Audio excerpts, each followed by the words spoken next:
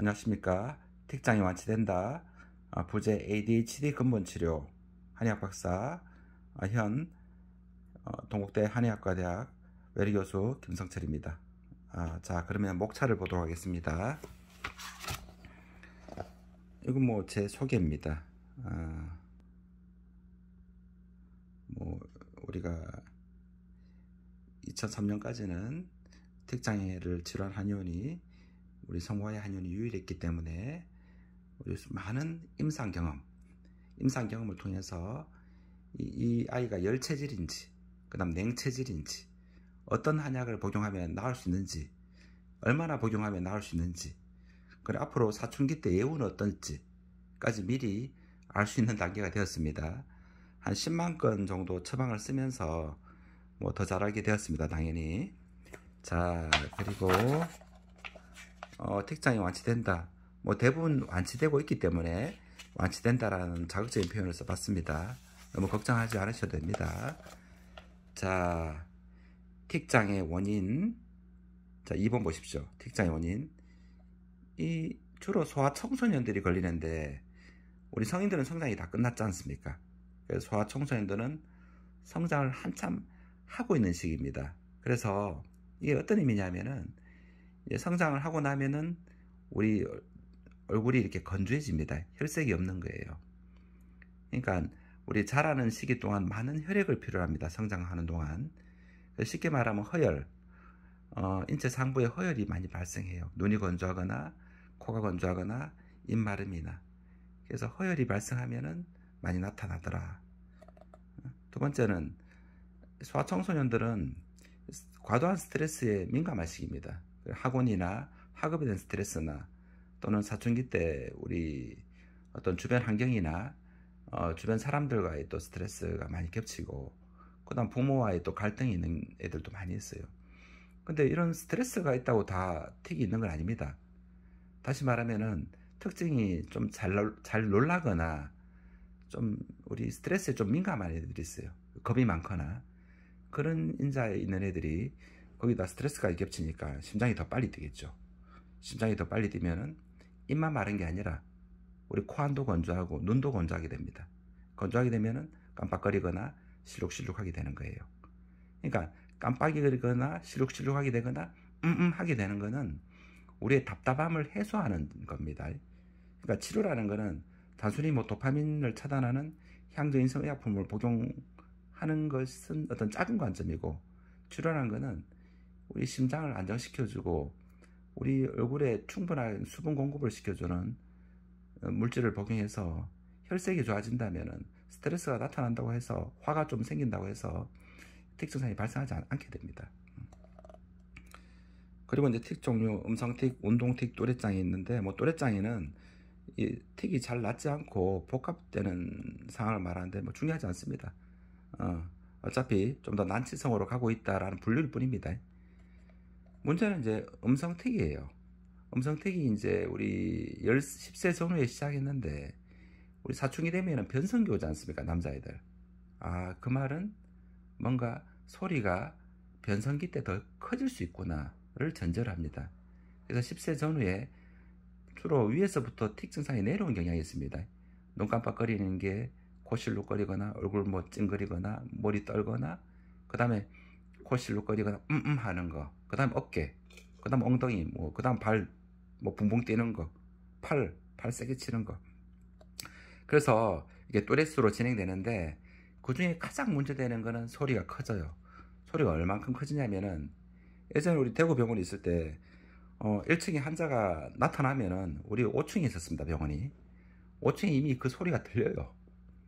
그 아이는 우리 학교 생활이 불가능한 건 당연하고, 우리 아파트에 있어도 주변 사람들의 민원이 들어옵니다. 이웃들이. 그래서 걔가 정신과 치료를 뭐 5년 이상 했는 건 당연하고, 우리 병원에서도 그 친구가 한 2000년 초반에 왔었는데 그때만 해도 우리가 치료 경험이 많이 부족했기 때문에 뭐 이약 저약을 제가 한 1년 정도 썼는데도 원래 갖고 있는 알레르기 비염이나 그런 친구도 온천 질환이 있습니다. 알레르기 비염이나 뭐 천식이라든지, 그 다음에 우리 알레르기 결막염, 심심하면 눈 비립니다. 이런 부분들은 거의 괜찮아졌어요. 그리고 예전보다 식사량도 늘어서 혈색도 좋아졌습니다. 그 운동틱도 부분적으로 완화됐는데 문제는 음성틱이 잘 안 났던 거예요. 그래서 부모님이 걔를 데리고 굿도 하고 뭐 어느 뭐 도장에 가니까 치료해 주겠다고 속아서 돈도 많이 쓰고 그래서 다시 왔습니다. 다시 와서 결국은 1년 정도 치료도 하고 완치가 됐어요. 지금 이제 2023년입니다. 그 음성틱을 그 당시만 해도 저는 단순 모관이 건조하다 이런 측면에서 바라봤는데 결국은 그렇게 바라보는 게 틀린 생각이었습니다. 우리 심장이 열리려면은 답답하면은 모관이 건조해집니다. 모관이 또 뭐 막히게 되고 답답하면 모관이 막힙니다. 쉽게 말하면은 스트레스 받으면 목에 이물감이 생기는 거예요. 그래서 우리가 이 수분 공급하는 물질보다는 혈액순환 소통시켜주는 물질이 더 필요했던 거예요. 그래서 최근 10년 사이에는 방향을 바꿔서 소통하는 처방을 썼더니 신기하게도 거의 어떤 종류의 음성틱도 거의 3개월 이내에 안 낫는 경우를 찾기 힘들 정도입니다. 그래서 지금은 음성틱이 아무리 극심해도 너무 걱정하지 마라. 3개월 이내에는 거의 대부분 호전된다라고 지금 자신있게 말해줄 수 있는 상태가 되었습니다.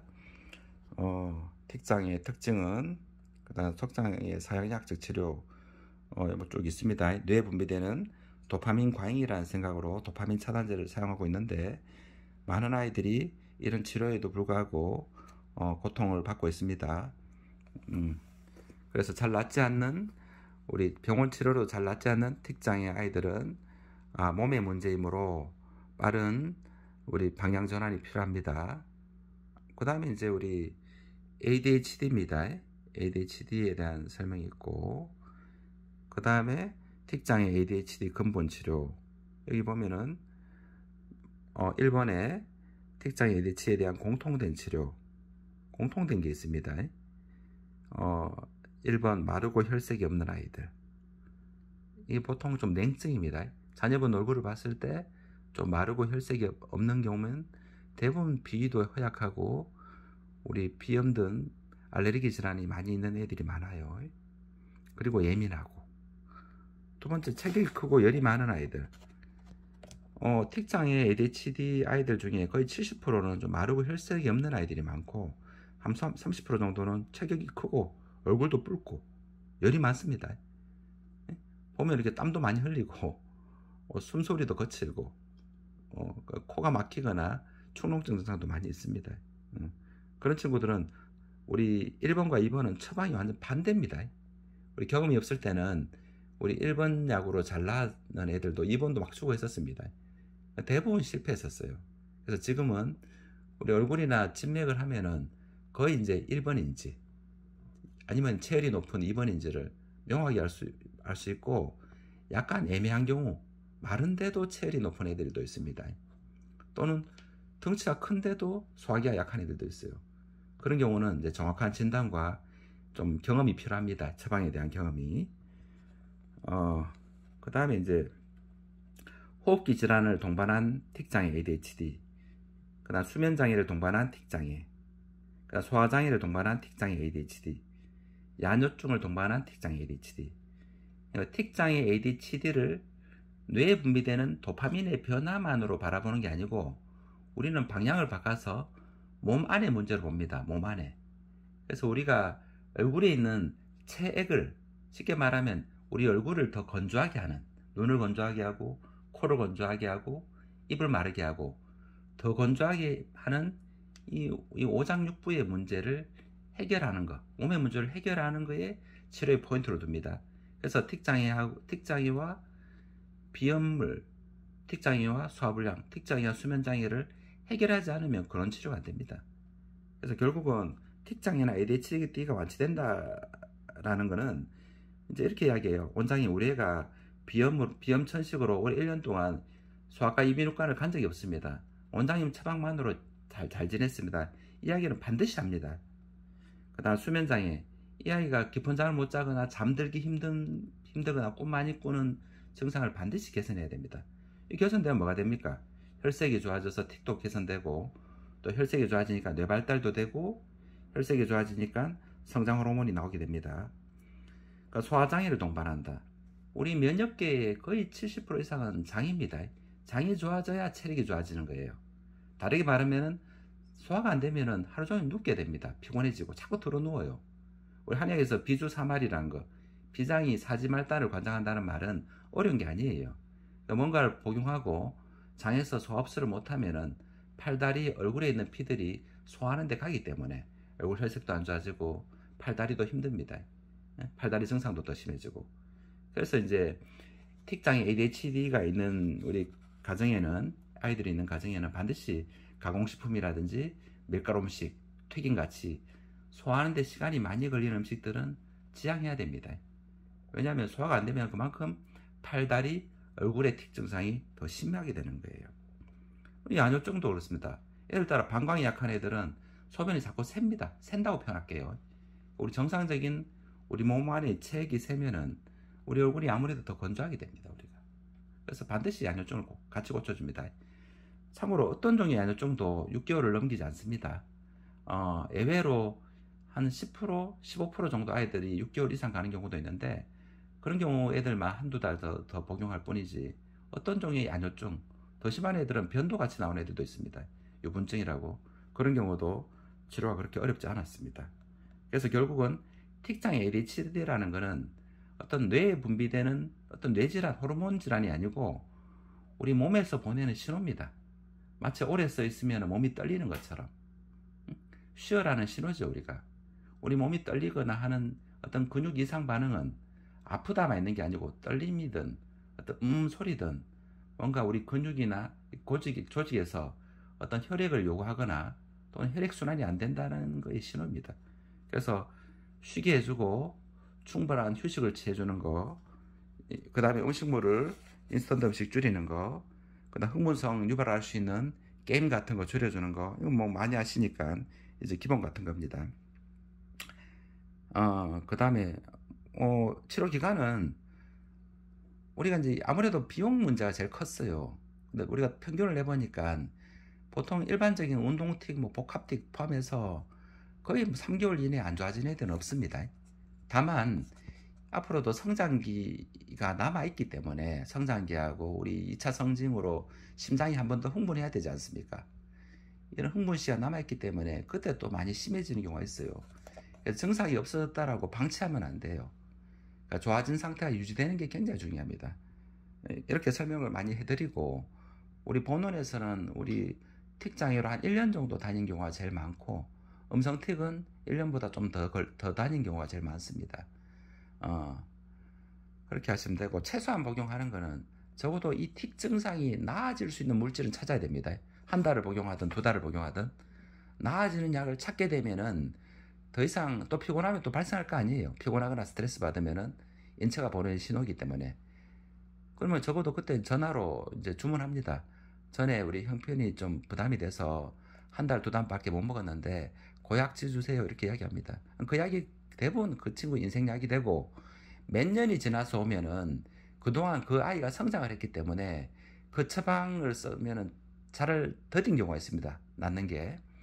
그런 경우에는 우리 한 번 더 내원해서 아이의 어떤 몸 상태를 살펴보고 조금씩 가감을 합니다. 가감을 하면은 대부분 다 틱장애가 완화됩니다.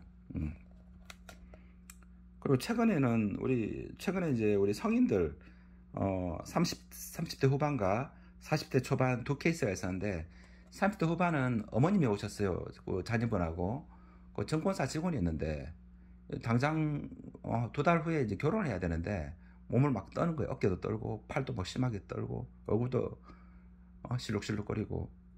그래서 너무 장기 질환이기 때문에 우리 두 달 만에 좋아져야 되는 그런 문제 아니에요. 결혼 앞두고 있으니까.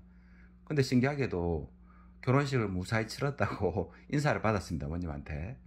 저희 병원에 이제 우황청 시몬을 많이 계량해서 만드는 성모 안시날이라는 약을 보통 애들은 2알씩 복용하는데, 그분 30대 후반 그 친구는 우리가 6알까지 복용하라 했습니다.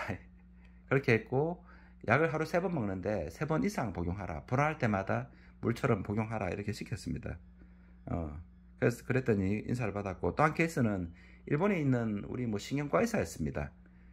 그분은 우리 수술할 때 손이 떨린다고 해서 그 어머님이 아들한테 소원이다. 우리 송화에 한의원 약을 좀 먹었으면 좋겠다. 당신이.